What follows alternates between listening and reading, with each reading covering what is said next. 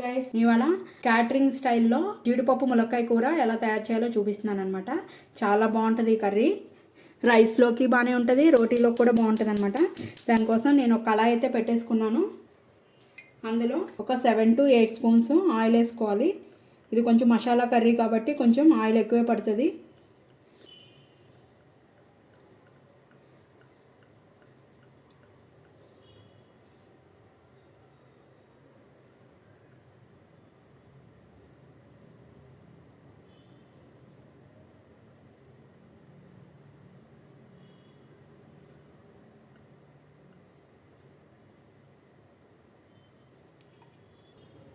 Oil అయితే heat ఎక్కిపోయింది. అందులో ఒక 4 లవంగాలు వేస్తున్నాను. నేను మీడియం సైజ్ ఆనియన్స్ ఒక 6 అయితే తీసుకున్నాను అనమాట. అది కొంచెం గ్రేవీగా ఉండాలి కదా కర్రీ, అందుకోసం అని చెప్పి ఒక 8 ఆనియన్స్ ఇలా సన్నగా కట్ చేసుకున్నాను. ఇందులో ఒక స్పూన్నర సాల్ట్ అయితే వేసుకుంటున్నాను. తర్వాత సాల్ట్ చూసుకుని అడ్జస్ట్ చేసుకుందాం. ఫస్ట్ ఆనియన్ మగ్గాలి అంటే కనుక సాల్ట్ వేసేసుకుంటే తొందరగా మగ్గిపోతుంది.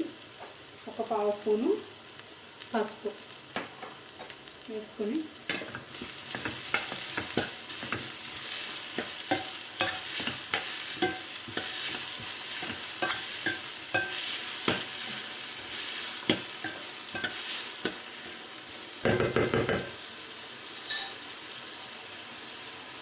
నేను చేసే క్వాంటిటీకి ఒక పెద్ద ములక్కాయ అయితే తీసుకున్నాను అనమాట.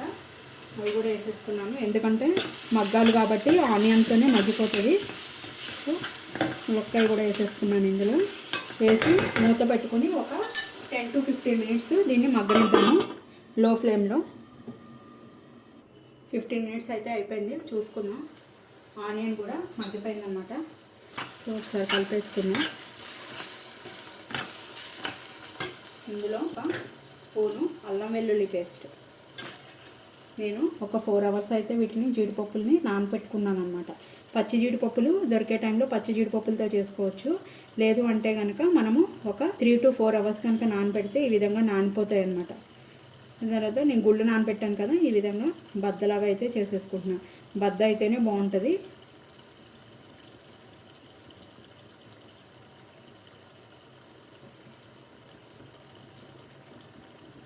మనం ఇలా కొంచెం ఇలా ఫింగర్స్ ఇలా అంటే మొత్తం కూడా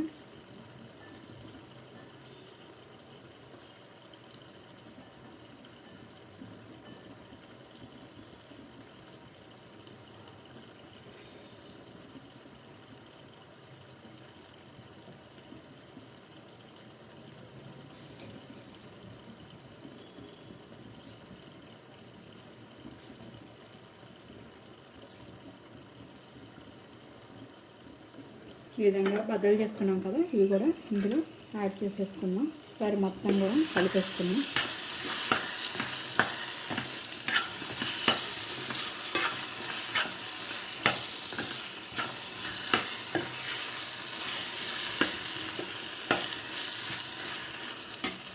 ఇప్పుడు ఇందులో ఒక స్పూన్నర కారం, ఒక స్పూను ఇంట్లో తయారు చేసుకున్న గరం మసాలా పొడి,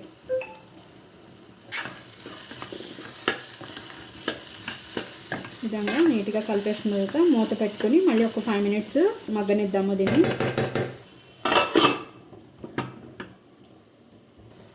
మగ్గిపోయిన తర్వాత ఇప్పుడు నేను జీడిపప్పులు, గసగసాలు, water melon seeds, pumpkin seeds అన్నీ కలిపిన పేస్ట్ చేస్తాను కదా, ఆ పేస్ట్ కొంచెం వేస్తున్నాను ఇందులో. అంటే గ్రేవీ కొంచెం చిక్కగా రావడం కోసం అని చెప్పి వేసి ఇలా కలుపుకున్న తర్వాత కర్రీకి సరిపడా వాటర్ అయితే యాడ్ చేసుకోవాలి. నేను ఒక గ్లాస్ వాటర్ అయితే పోస్తున్నాను. వేసి ఉడకనిద్దాము ఒక 10 to 15 minutes. ఒకసారి మూత తీసుకొని చూసుకుందాం. ఆల్మోస్ట్ అయిపోయింది. ఇప్పుడు కడిగి సన్నగా కట్ చేసి పెట్టుకున్న కొత్తిమీర కూడా ఇందులో యాడ్ చేసేసుకుందాం. చూడండి ఎంత గ్రేవీగా చిక్కగా ఎంత బాగా వచ్చిందో కర్రీ. సో కర్రీ అయితే రెడీ అయిపోయింది. నేను గ్యాస్ ఆఫ్ చేసేసుకొని సర్వింగ్ బౌల్లోకి అయితే తీసేసుకుంటాను. ఇప్పుడు క్యాటరింగ్ స్టైల్ ములక్కాయ జీడిపప్పు కర్రీ అయితే రెడీ అయిపోయింది. మీరు కూడా తయారు చేసుకుని టేస్ట్ ఎలా ఉందో నాకు కామెంట్ రూపంలో చెప్పండి. మీరు ఫస్ట్ టైం కనుక నా ఛానల్ చూస్తున్నట్టయితే సబ్స్క్రైబ్ చేసుకోండి. ఫ్యూచర్ వీడియోస్ కోసం బెల్ బటన్ ప్రెస్ చేయడం అయితే మర్చిపోకండి. Thank you guys.